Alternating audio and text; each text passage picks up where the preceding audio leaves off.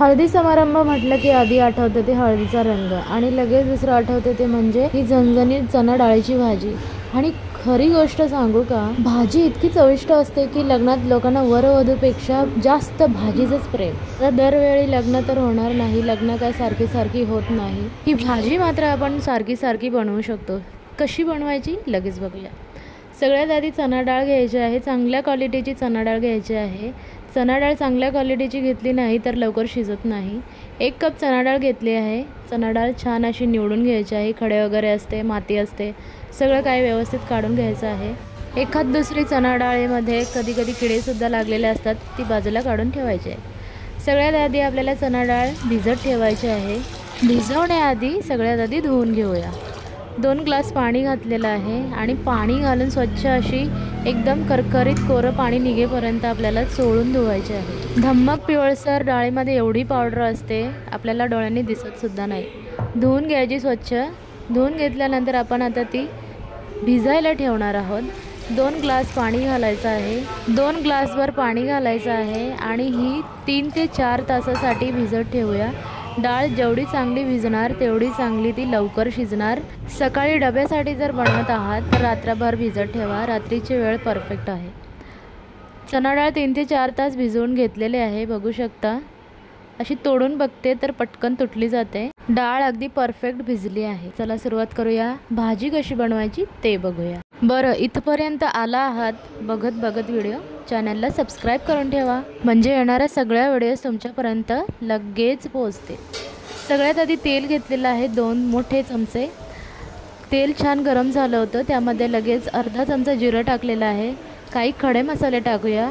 दालचिनी टाकलेली आहे, वेलची टाकलेली आहे, 4 काळी मिरी टाकलेले आहेत, 2 लवंग घ्यायचे आहेत आणि हे छान असं आता 2 मिनटं परतून घ्यायचं आहे। बरं, खडे मसाले तर परतून झालेले आहेत।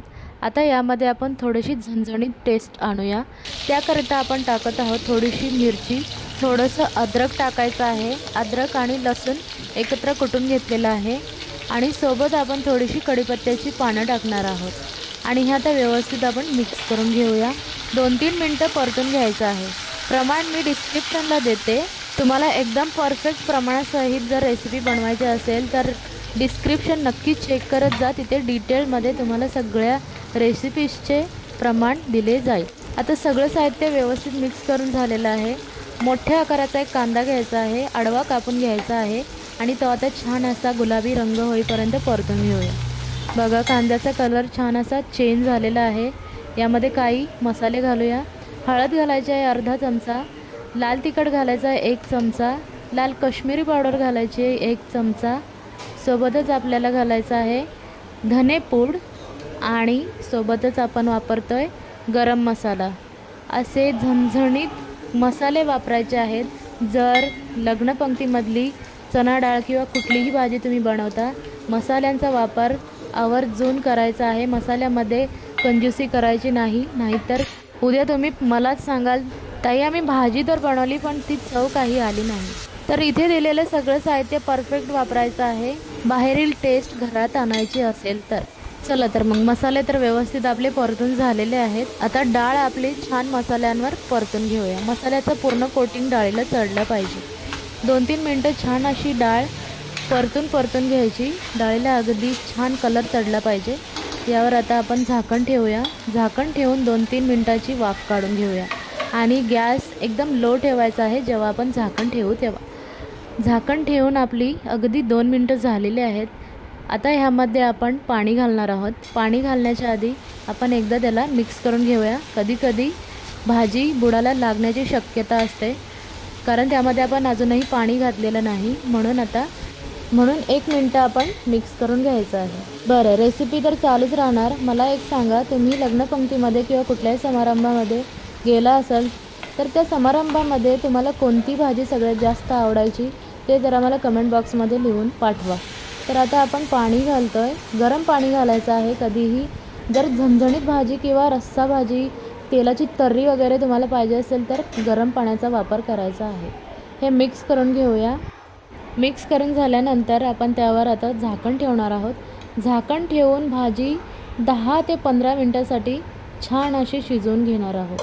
झाकण ठेवून मस्त अशी शिजून घेऊया.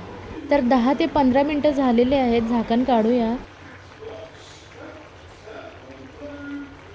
70% आपली भाजी शिजलेली आहे. टोमॅटो घालून घ्यायचा आहे. टोमॅटो कधीही आधी घालायचं नाही. जेव्हा पण आपण तेलावर भाजी परततो त्यावेळेला जर टोमॅटो आपण घातला तर आपली भाजी लवकर शिजणार नाही. म्हणून अर्धी भाजी शिजत आली की त्यानंतर आपल्याला यामध्ये टोमॅटो घालायचा आहे. लगेच आपण मिठाचा वापर करणार आहोत. टोमॅटो घातल्यानंतर आपल्याला मीठ घालायचं आहे. टोमॅटोला छान पाणी सुटतं आणि मीठ बरोबर बॅलन्स होतं. बरं, चॅनलला सबस्क्राईब करून ठेवा, कारण पुढच्या हप्त्यापासून आपण नाश्ता सिरीज चालू करतोय. हप्त्याच्या 7 दिवस आपण नाश्ता सिरीज चालू करतोय. तर सबस्क्राईब करून ठेवा. नाश्त्यासाठी काय काय बनवायचं ते मी तुम्हाला सगळं डिटेलमध्ये सांगणार आहे. पूर्ण हप्ताभर आपल्या चॅनलवर नाश्त्याचे वेगवेगळे प्रकार येणार आहे. तर आता इथे मी खोबरं घालून घेतलेलं आहे. अगदी शेवटी खोबरं घालायचं आहे. अगदी 2 टेबलस्पून आपल्याला खोबरं घालायचं आहे आणि झाकण ठेवूया. झाकून 2-3 मिनटं वाफ काढून घेऊया. मस्त आता आपली भाजी परफेक्ट शिजलेली आहे. बघू शकता याचा झणझणीतपणा आहे ना, आणि जो वास आहे, अरोमा आहे पूर्ण घरभर. म्हणजे अगदी लग्नामध्ये आपण हळदीमध्ये जो वास आपण अनुभवतो, अरोमा आणि ती जिभेवर रेंगाळणारी टेस्ट, तीच टेस्ट आपल्याला घरामध्ये अनुभवायला मिळते. बघू शकता एकदम परफेक्ट आपली चणा डाळीची भाजी झालेली आहे. भाजी आपली परफेक्ट शिजलेली आहे, कारण आपण भाजी शिजवण्याच्या आधी 4 तास आपण भिजत ठेवली होती, म्हणून डाळ ही परफेक्ट शिजते. आता आपण थोडीशी यावर कोथिंबीर टाकून घेऊया. अशा प्रकारे आज आपली चणा डाळीची झणझणीत अशी भाजी तयार झालेली आहे. अगदी हळदीमध्ये मिळते ना तशीच झालेली आहे. अशाच पारंपरिक जर डिशेस तुम्हाला बनवायच्या असतील तर आपल्या या चॅनलला लगेच सबस्क्राईब करून ठेवा, म्हणजे सकाळी 10 वाजता जर व्हिडिओ मी टाकली तर तुमच्यापर्यंत ती लगेच येईल.